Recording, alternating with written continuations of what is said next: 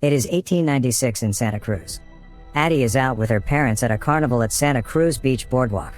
She looks around the carnival, noticing various activities going around her. Her mother is going to the bathroom, while her father is playing a game. Addie is left unattended, so she wanders off to look around. First, she goes to a beach by the carnival, then she enters a funhouse. The lights suddenly go out, and Addie is stuck in a house of mirrors. Suddenly, she encounters her doppelganger. Cut to the present day. A family of 4 drives to Santa Cruz, California. Addie is now all grown up, and is the mother of 2 kids, Zora and Jason. After hours of journey, they arrive at Addie's childhood home in Santa Cruz. At lunch, Gabe Wilson, her husband, insists on going to the Santa Cruz Beach Boardwalk that night for fun. Addie remembers to this day what that night at the funhouse had done to her. She is haunted by memories of the encounter and her recovery, during which she stops speaking for a while. She doesn't want to go there again, but Gabe successfully persuades her. The family then drives to the beach. On their way to the beach, they are having fun in their car. Zora makes fun of Jason's magic fire ring. At one point, they witness paramedics taking away a body of an old man, with blood on his chest. As they arrive at the beach, they meet their friends, Josh Tyler, Kitty Tyler, and their twin daughters. As the 2 families are relaxing, Jason goes to the bathroom. While returning, he is shocked to see a man who looks similar to the dead man they had seen earlier. Addie notices Jason missing and gets very scared. When she finally finds Jason, they decide to return home. At night, Addie tells Gabe about her encounter with her doppelganger when she was young. However, Gabe doesn't seem to believe her. As they talk, the lights go out.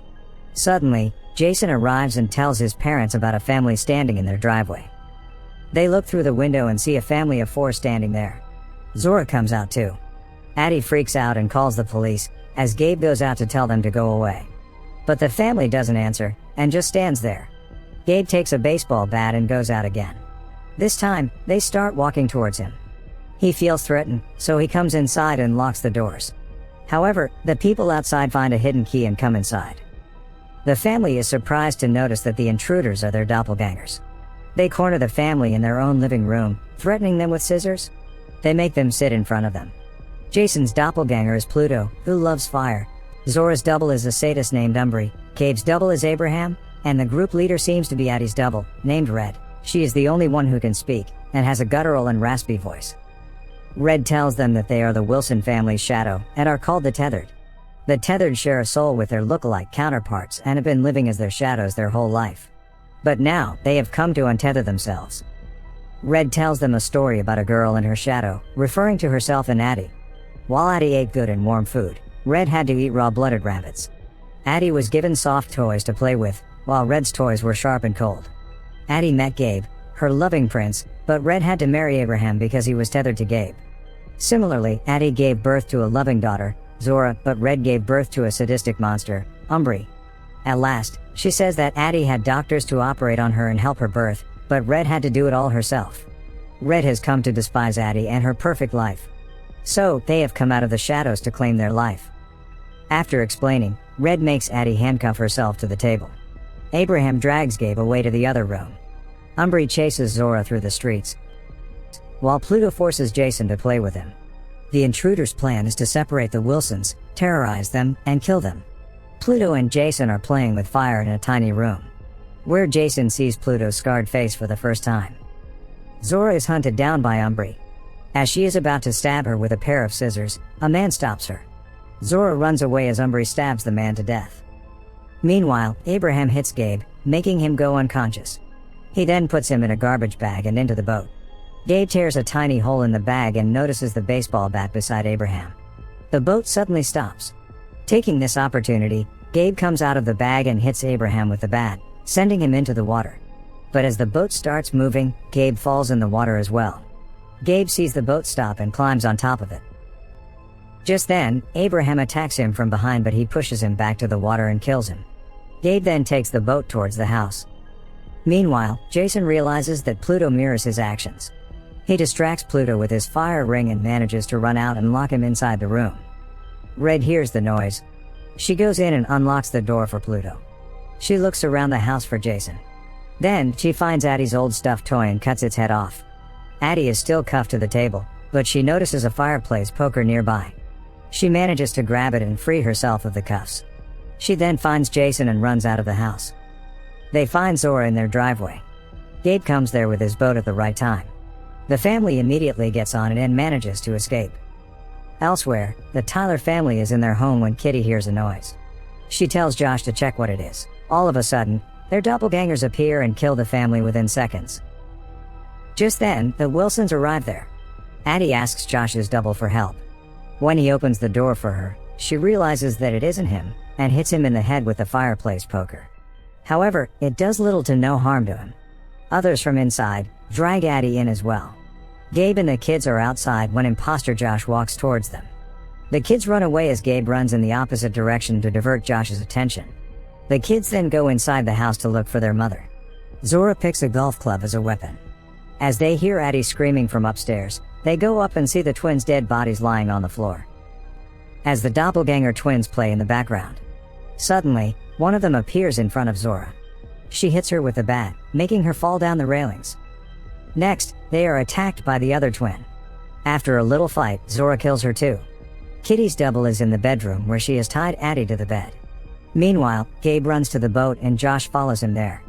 Gabe then shoots Josh with a flare gun and attacks him to death. Kitty sees Gabe killing Josh through the window. Just then, Zora attacks her from behind, but Kitty dodges it. She is about to stab Zora, but Jason saves her by hitting Kitty on her head. The Wilsons sit in the living room and try to comprehend the situation. The 911 lines are all busy. They look at the news and realize that this has been happening all around the country. The news says that the doppelgangers are coming out of the sewers with scissors as weapons. They are mindlessly stabbing people to death throughout the country. They see that the doubles are joining hands to form a massive human chain after they have killed their counterparts. It is as if they have been planning this for months. Since the whole country is in attack, Addie decides to drive along the coast and escape to Mexico. As the family gets into the car, Umbri appears in front of them. Zora tries to hit her with the car, but Umbri jumps onto it. Zora then stops the car abruptly, sending her flying into a tree where she is impaled on a tree branch. The family then flees from the scene. They see several dead bodies on their way. They are stopped by a car burning in the middle of the road.